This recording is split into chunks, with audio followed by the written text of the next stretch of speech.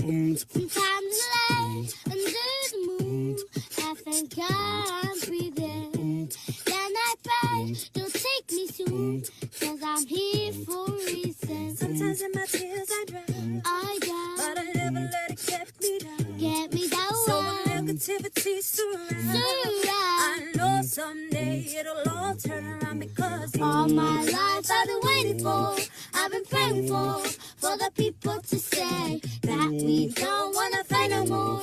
There'll be no more wars, us children will play. One day, one day, one day, one day, one day, I pray.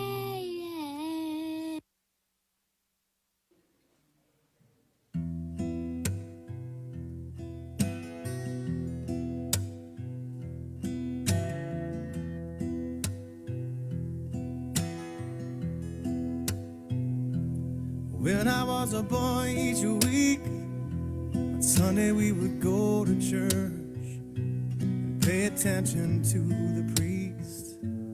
He would read the holy word and consecrate the holy bread, and everyone would kneel and bow. Today the only difference is everything is holy now. Everything is holy now.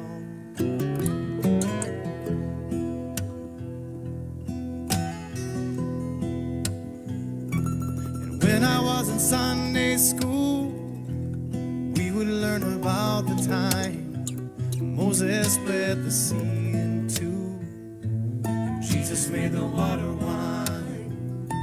And I remember feeling sad, miracles don't happen still.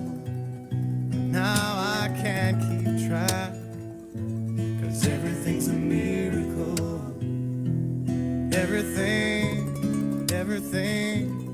Everything's a miracle.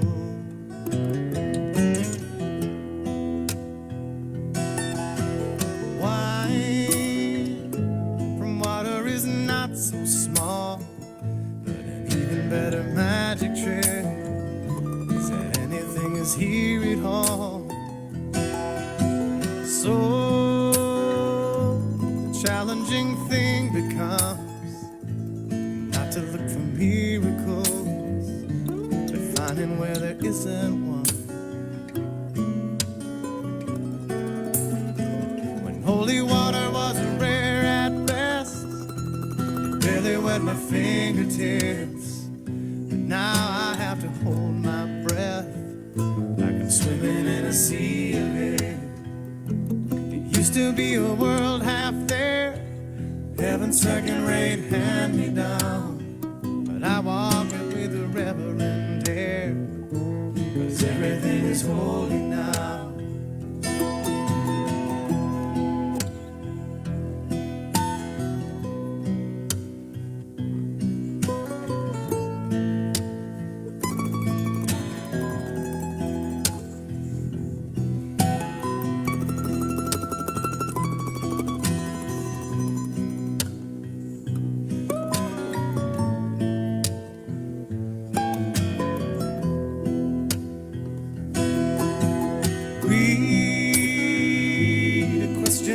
Child's face, say it's not a testament.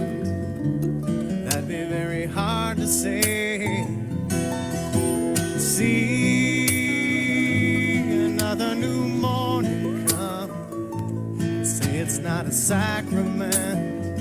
I tell you that it can't be done.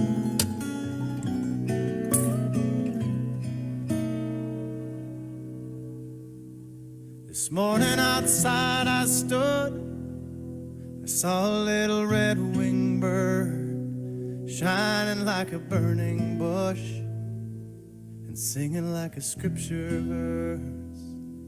It made me want to bow my head. I remember when church let out, how things have changed since then. Everything is holy now. It used to be a world half there, heaven's second-rate hand-me-down, but I walk it with a reverent air, 'cause everything is holy now.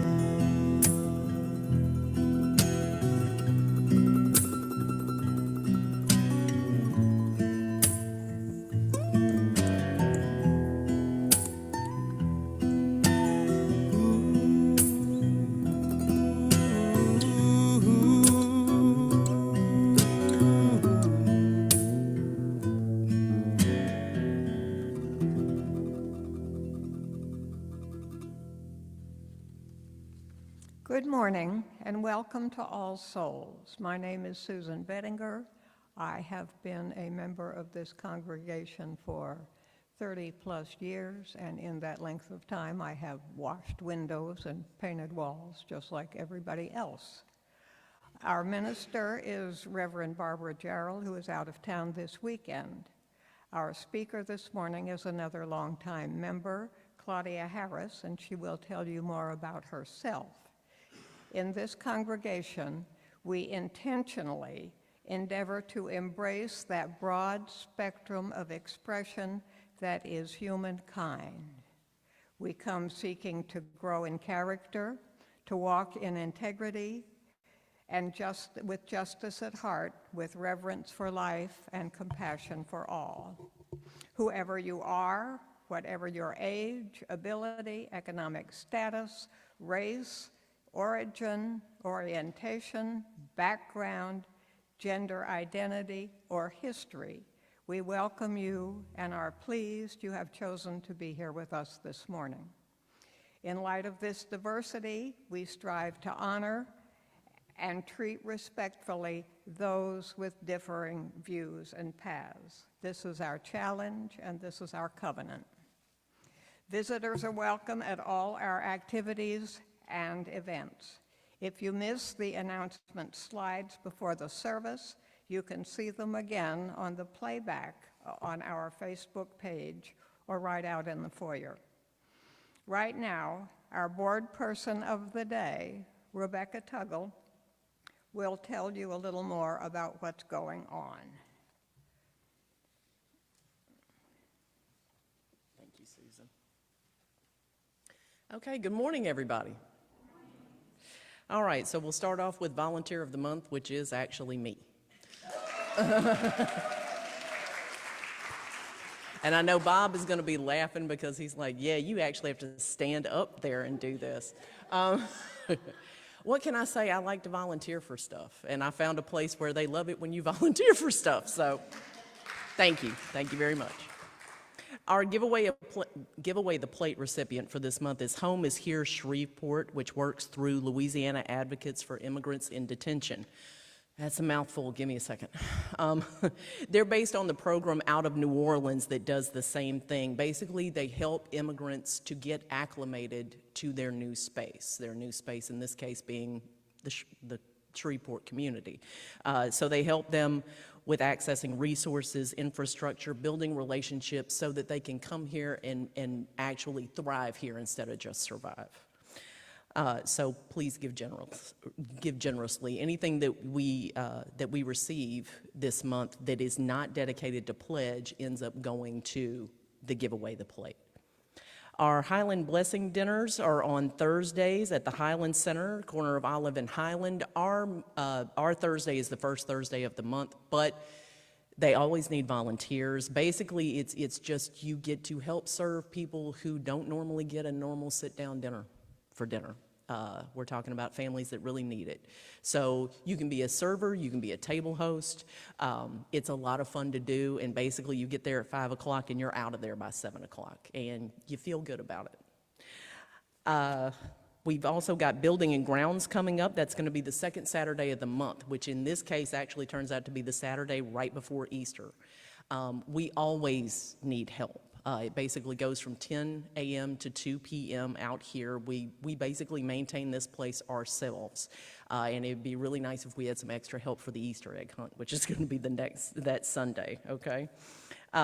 We still need pledges, donations, one-time gifts, whatever you are willing to give, we are willing to receive, and we need to. We have baskets stationed at the back or the front of the sanctuary, depending on your viewpoint. But you can also go online to our website, allsoulsshreveport.org. There are ways to do that online. You can set that up for a monthly donation, however you want to do that. We're in a time of transition right now, so everything that we could have help-wise, money-wise, we need, and we thank you for. Thank you very much.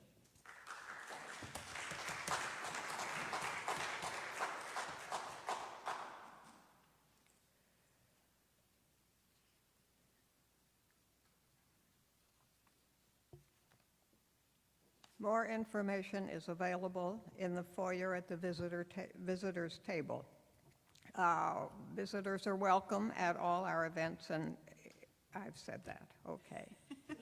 Forget it. At this time, please turn off or silence your electronic devices. Relax, take a few deep breaths, and enjoy the service.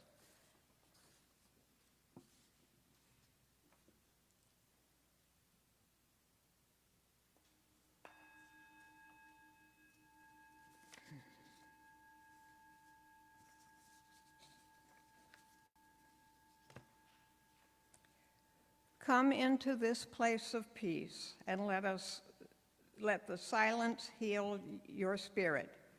Come into this place of memory and let its history warm your soul. Come into this place of prophecy and power and let its vision change your heart.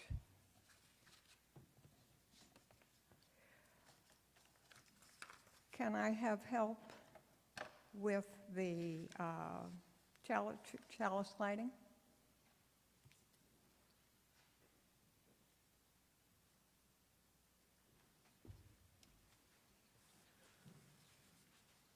We light this chalice to celebrate Unitarian Universalism.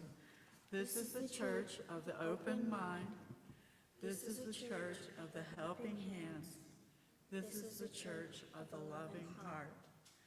Together, with mind, hands, and heart, we care for the earth and for each other.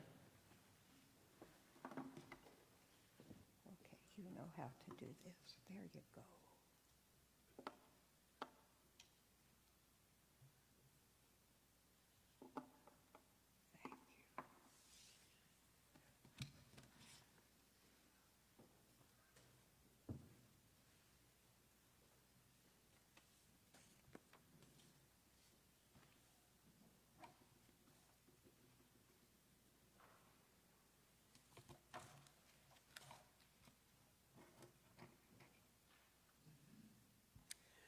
Thank you. Looking at the facts of the world, I do not pretend to understand the moral universe. The arc is a long one. My eye reaches but little ways. I cannot calculate the curve and complete the figure by the experience of sight.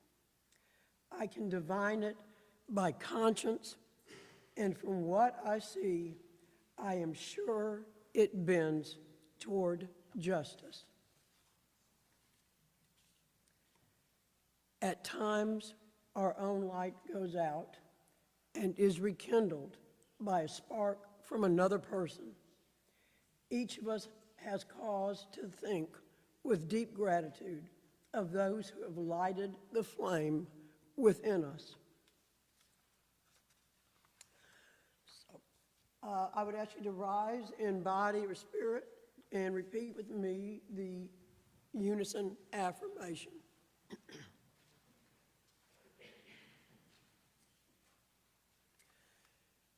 Love is the doctrine of this church. The quest for truth is its sacrament, and service is its prayer. To dwell together in peace, to seek knowledge and freedom, in souls shall grow into harmony with the sacred. Thus do we covenant with each other. We will sing. The opening hymn will be, we would be one, number 318. And this will either be accompanied or a cappella, but we got a person who will play.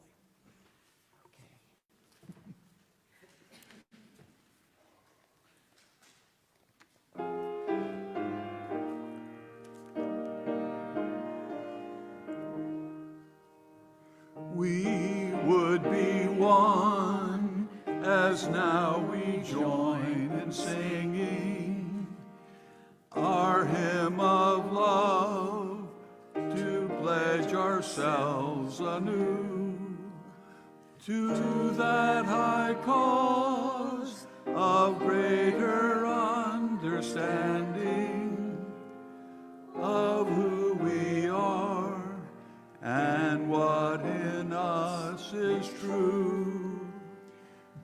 We would be one in living for each other to show to all a new community.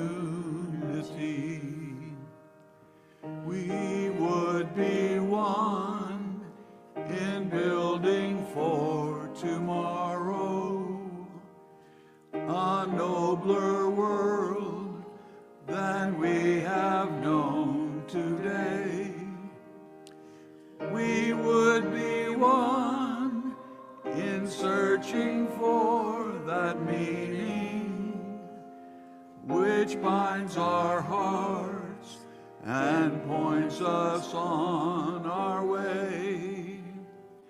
As one we pledge ourselves to greater service with love and justice strive to make us free.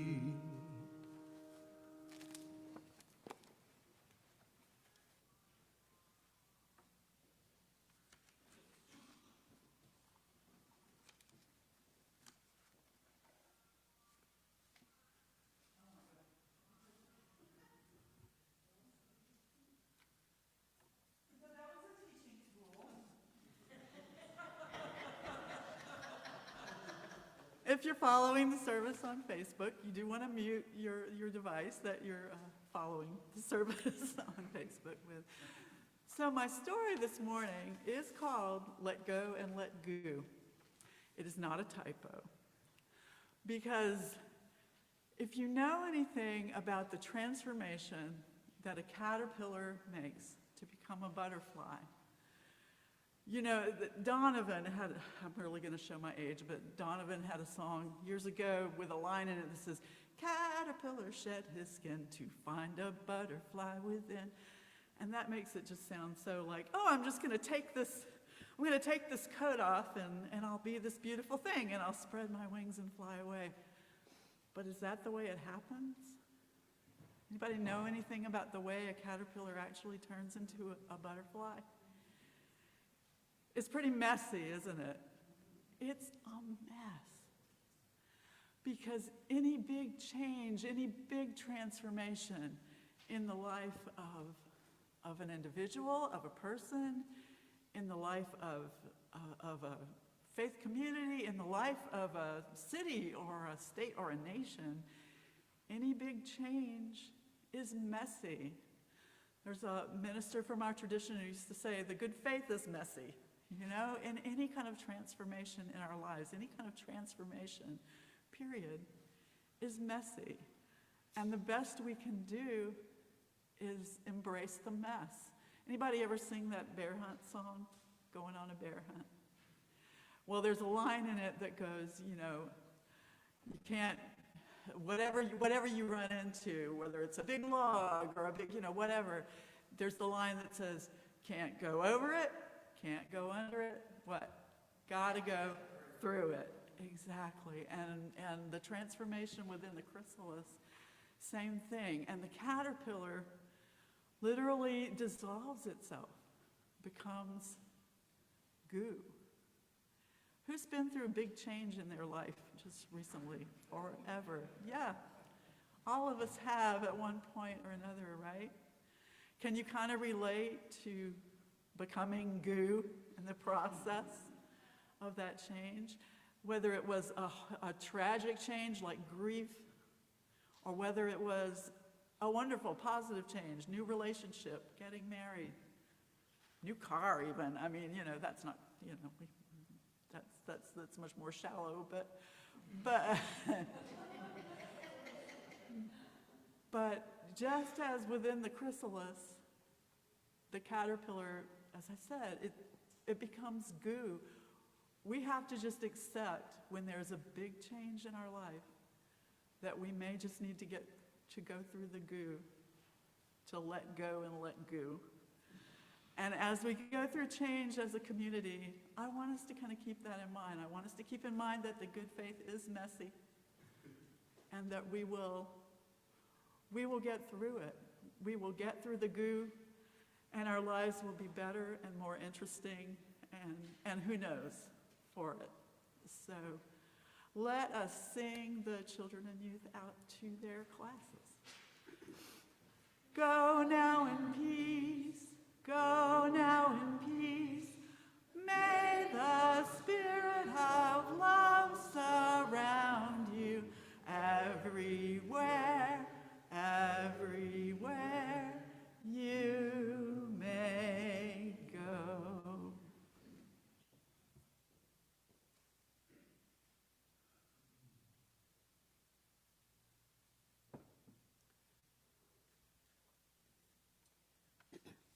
I am being driven forward into an unknown land.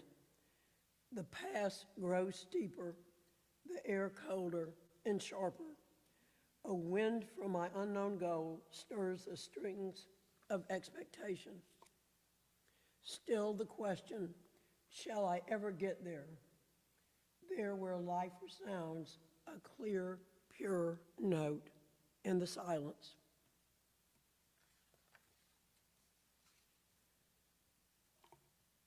Suppose that what you fear could be trapped and held in Paris.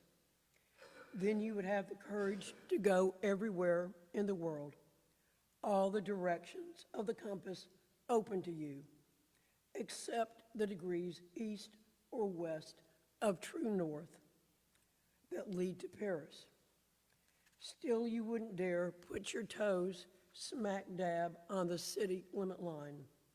You're not really willing to stand on a mountainside miles away and watch the Paris lights come up at night. Just to be on the safe side, you decide to stay completely out of France. But then danger seems too close even to those boundaries, and you feel the timid part of you covering the whole globe again. You need the kind of friend who learns your secret and says, see Paris first.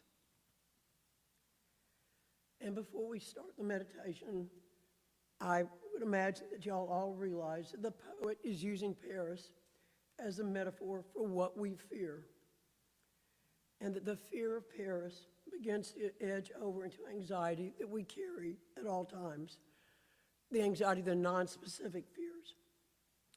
So as you meditate, I would encourage you to think about your Paris, your anxiety, and the idea of a friend who would encourage you to see Paris first.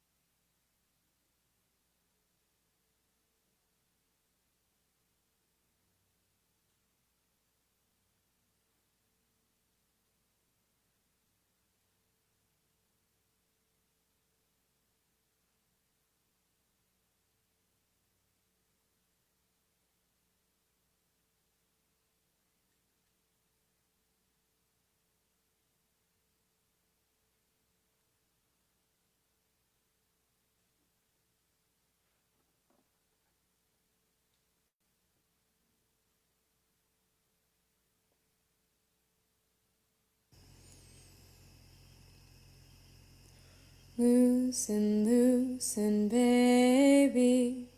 You don't have to carry the weight of the world in your muscles and bones. Let go, let go, let go. Loosen, loosen, baby. You don't have to carry the weight of the world in your muscles and bones. Let go, let go, let go. Holy breath and holy name, will you ease this pain? Holy breath and holy name, will you ease this pain? Loosen, loosen, baby, and you don't have to carry the weight of the world in your muscles and bones. Let go, let go. Loosen, loosen, baby, and you don't have to carry the weight of the world in your muscles and bones. Let go, let go. Loosen, loosen, baby, and you don't have to carry the weight of the world in your muscles and bones. Let go, let go. Loosen, loosen, baby, and you don't have to carry the weight of the world in your muscles and bones. Let go, let go. Loosen, loosen, baby, and you don't have to carry the weight of the world in your muscles and bones. Let go, let go. The weight of the world in your muscles and bones. Let go, let go. The weight of the world in your muscles and bones. Let go, let go. The weight of the world in your muscles and bones. Let go, let go, let go.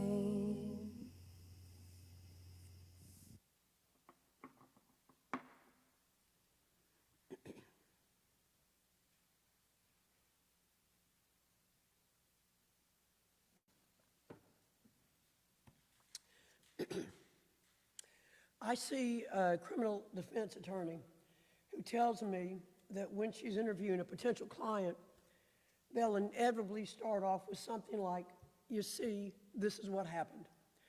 So, this is what happened for this sermon. A couple of months ago, Reverend Barbara asked me if I would think about doing a sermon, something on anxiety or fears because of all the uncertainty and the winds of change. Fast forward to about 3 weeks ago when she asked if I would do the sermon this week, March 26th, and that the pillar was peace, social justice, and the interdependent web. After church that day, there was a congregational meeting in which the budget and the option of selling the church were discussed. Following the meeting, I went to the bathroom in the church, and when I was washing my hands, I noticed some plaques on the wall. The first said, "And what does the Lord require of you?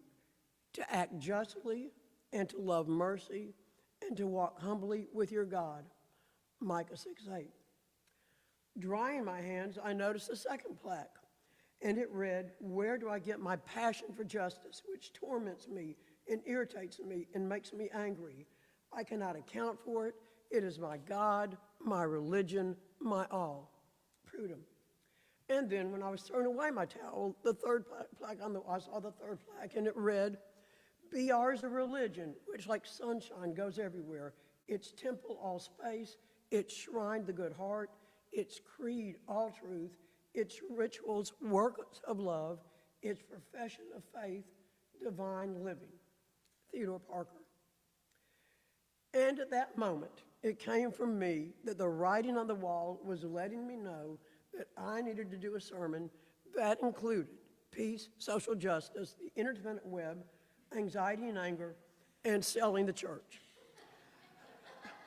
And woe be on the poor schmo who doesn't heed the writing on the wall.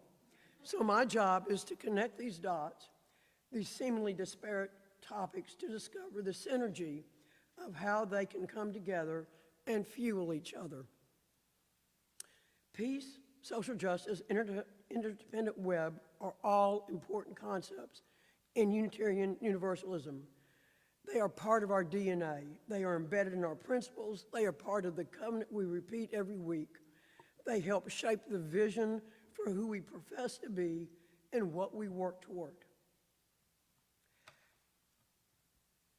Brene Brown, who's a psychologist, social worker, and researcher, has written a number of books. And in her research for the book, Braving the Wilderness, she included a study that indicated that many were experiencing spiritual disconnection, meaning a diminishing sense of shared humanity. It's a concern that which binds us together is shared fear and disdain, not common humanity, shared trust, respect, or love. Our question then becomes, how do we more spiritually connect and work at putting our faith into action to support our community and the larger community?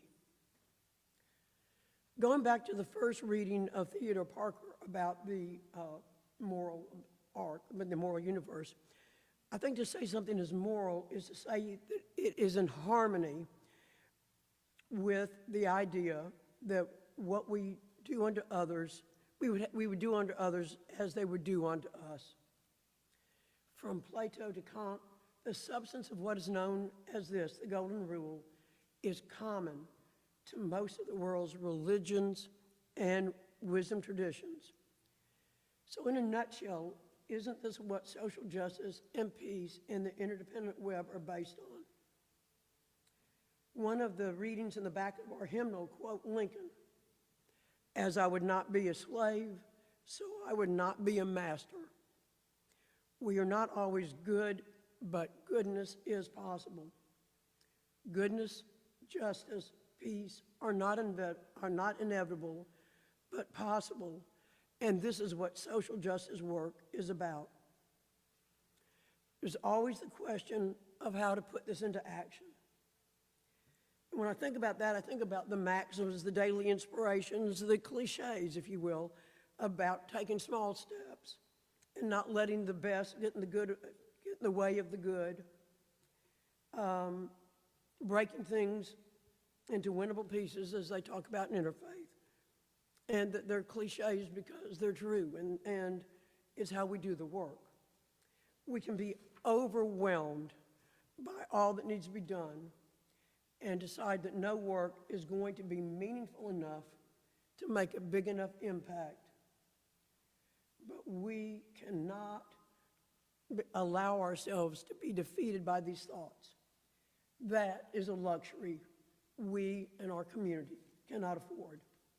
Small acts, small opportunities for advocacy, for education, political campaigns, fundraising, getting out the vote, Highland Blessing Dinner, food banks, the immigration work, all of these ways are putting social justice and peace into action.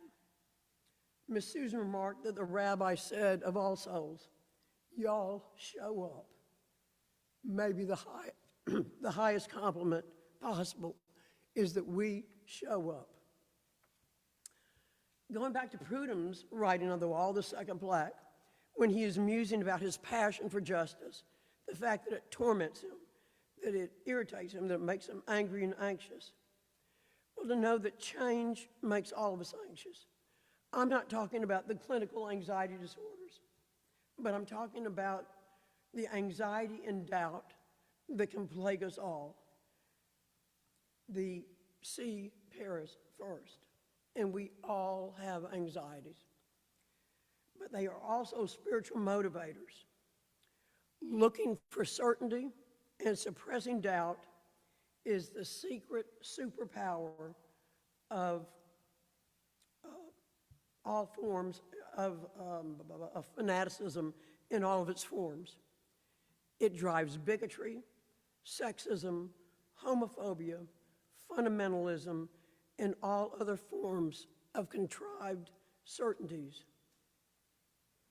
Anxiety is omnipresent, can be free-floating, attached, unattached to anything, not unlike a fog that limits our sight.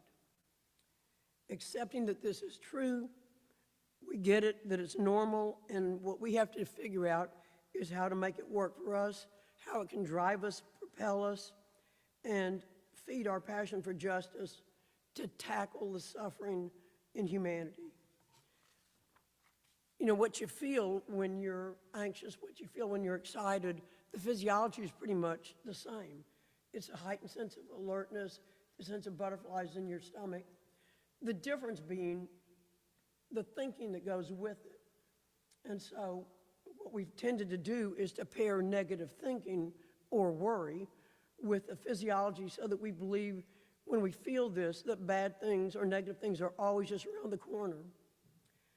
Working with individuals, working with groups, the challenge is to challenge the thinking, the cognitions, so that we will move toward them rather than away from them.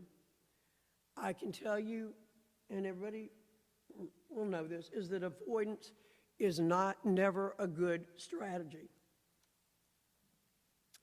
I don't believe that people are born brave, smart, strong. These are qualities that can be acquired through perseverance and with determination, just like our ability to read and to write. And so you may be asking, what does this have to do with selling the church? Believing that all things are interconnected, I will say that in the years I've done psychotherapy, I've come to know a couple of things.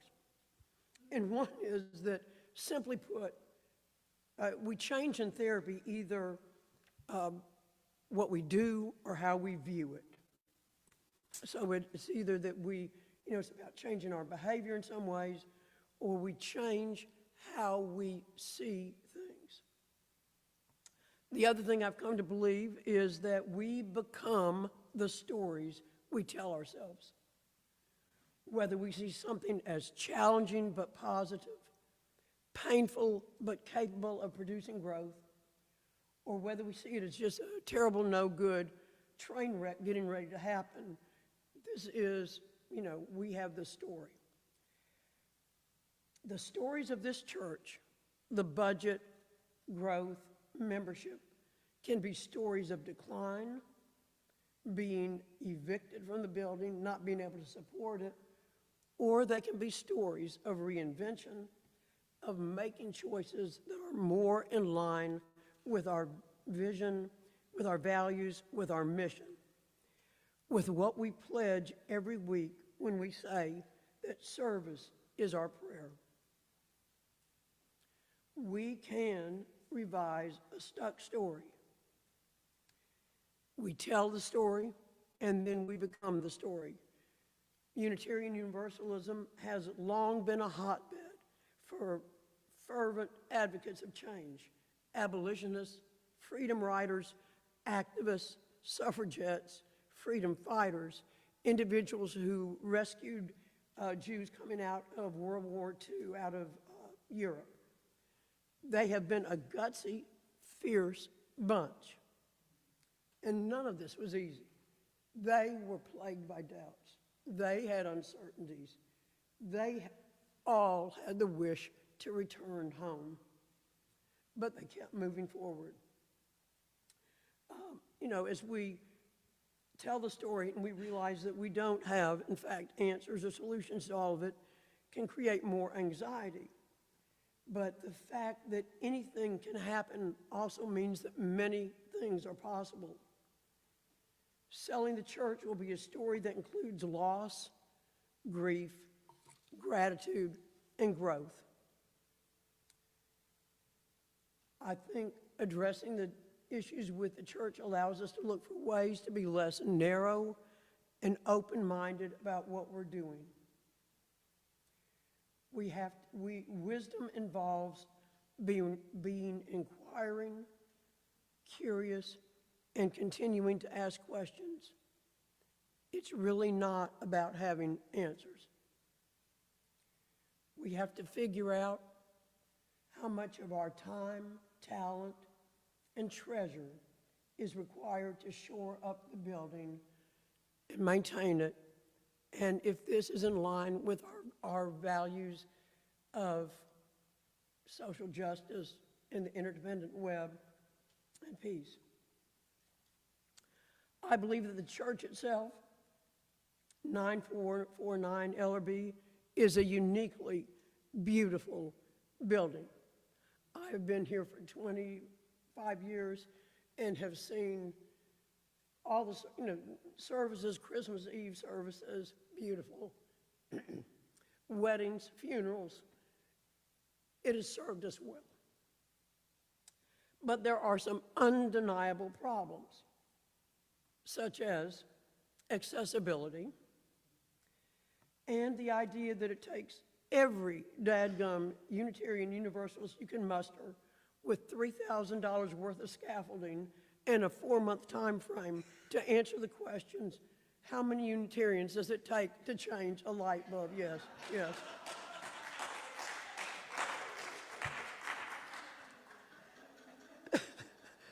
I mean, really.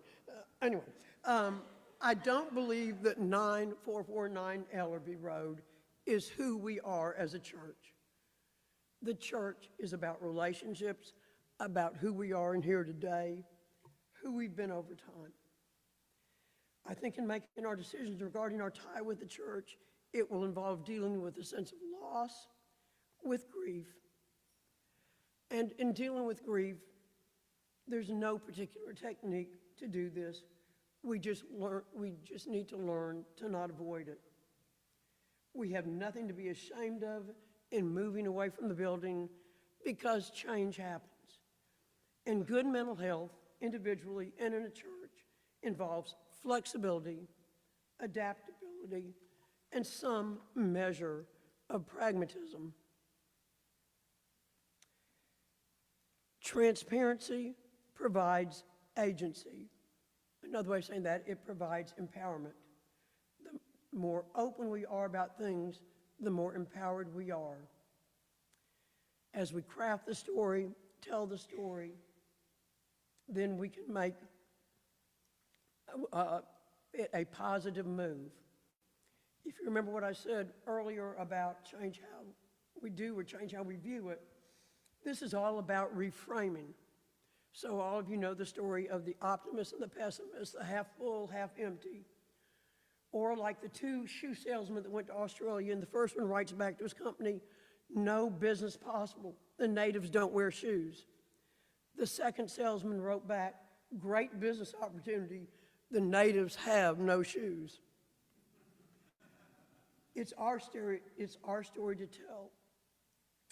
And as we tell it, we create it. As the saying goes, we create the path by walking it.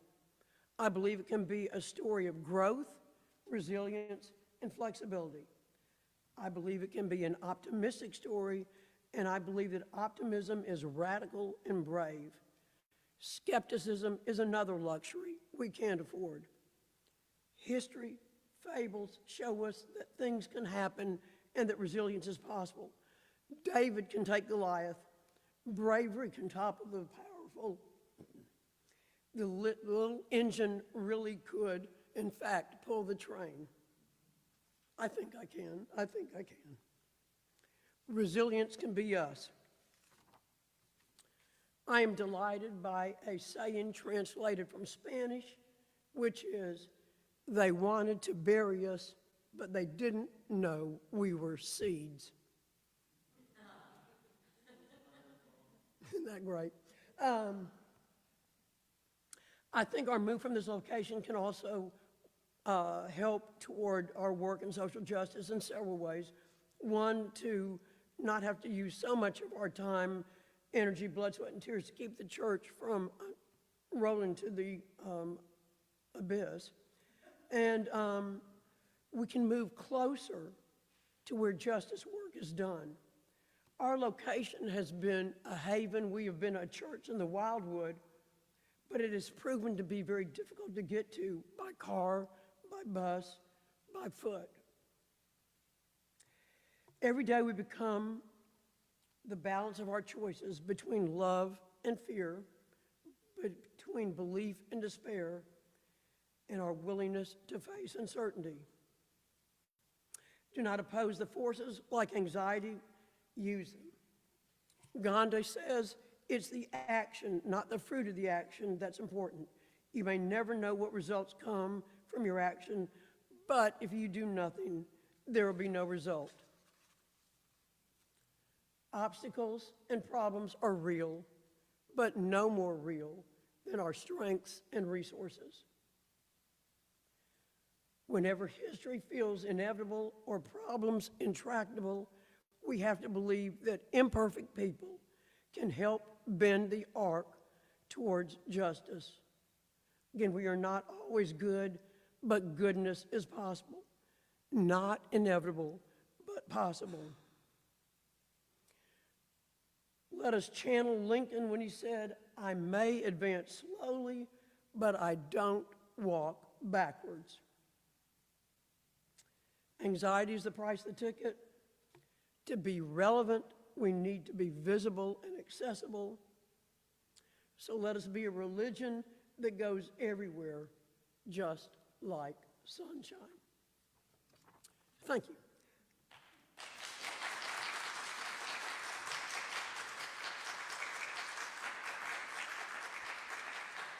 Thank you. And the closing hymn is Wake Now My Senses, 298, or it's in the order service.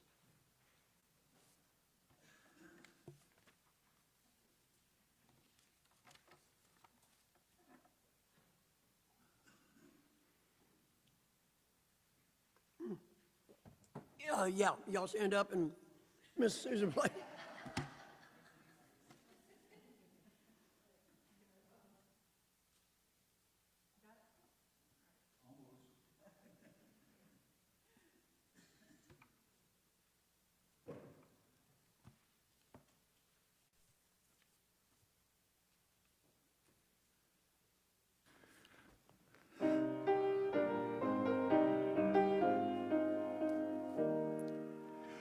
Wake now my senses and hear the earth call. Reel the deep power of a being is all. Keep with the web of creation your vow, giving, receiving as love shows us how. Wake now my reason, reach out to the new. Join with each pilgrim who quests for the true. Honor the beauty and wisdom of time. Suffer and praise the sublime. Wake now compassion, give heed to the cry. Voices of suffering fill the wide sky.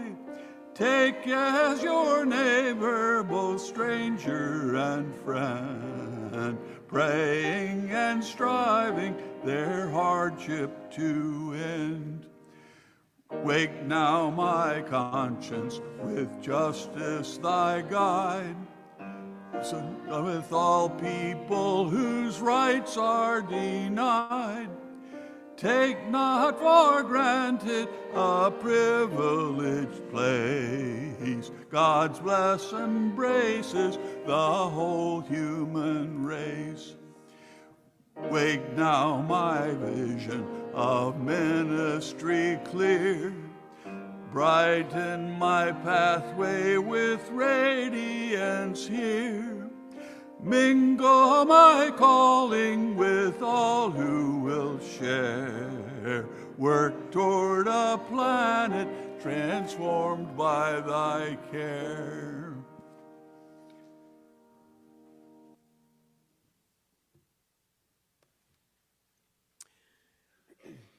People say, what is the sense of our small effort? They cannot see that we must lay one brick at a time, take one step at a time. A pebble cast into the pond causes ripples that spread in all directions.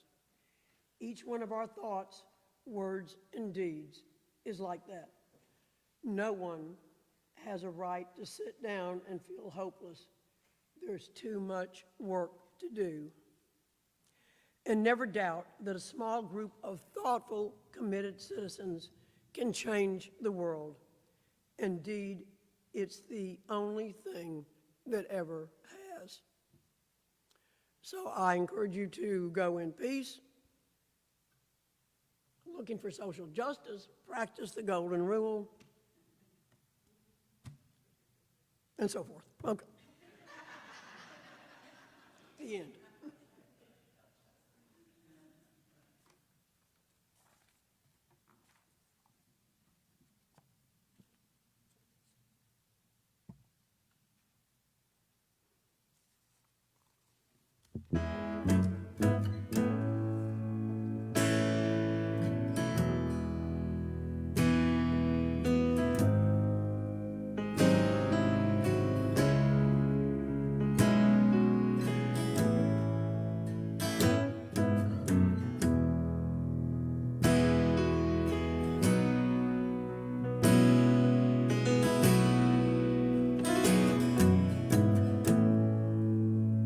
The ceiling is high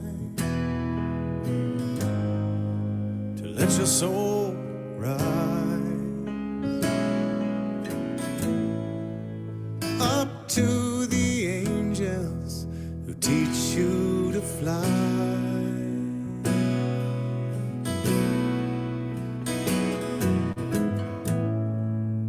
And when you're weary of clouds, it helps you back down and welcomes you home to this hallowed ground. It's gilded in gold, gilded in rust, for heaven below and heaven above. The heaven we know here in this world, here in our holy church of the earth.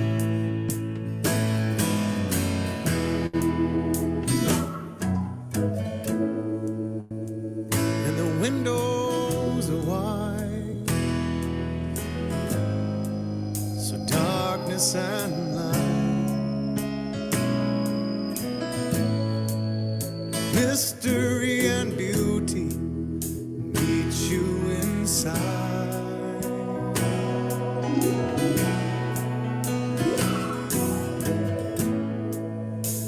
And there's room enough to hold all of us who gather in friendship